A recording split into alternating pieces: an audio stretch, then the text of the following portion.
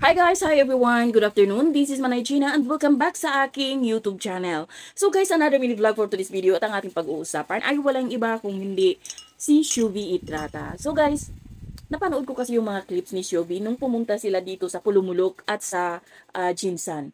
Grabe, talagang dinumog si Shubi ng napakadaming tao. Talaga namang inaabangan si Shubi sa kanyang lugar. Kasi 'di ba, galing si Shubi sa Pulumulok.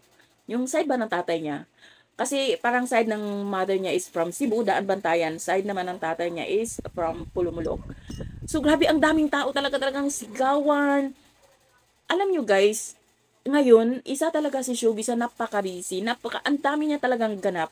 Ang dami niyang racket, ang daming kumukuha sa kanya. Nasa kay Shubi talaga ngayon ang spotlight. Kahit na nasa HU time, di ba? Kinuha talaga siya ni Vice Ganda.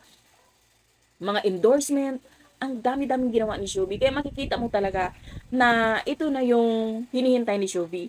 Dumating na din yung time na para sa kanya na talagang nasa kanya yung spotlight, na makilala siya.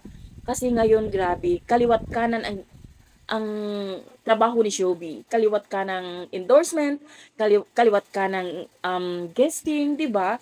Grabe, kaya nakaka-proud si Shubi na sana lang hindi siya magbago. Sana lang hindi siya malunod sa kasikatan. Kasi nakakapanghinayang kung mawawala siya. Pero siguro naman sa kay Shubi, makikita mo rin naman sa kanya na very strong woman talaga si Shubi. Kaya congrats Shubi at sana tuloy-tuloy ang kanyang mga blessings kasi deserve din naman ni Shubi yun. So yun lang guys. Thank you for watching. Bye. God bless everyone.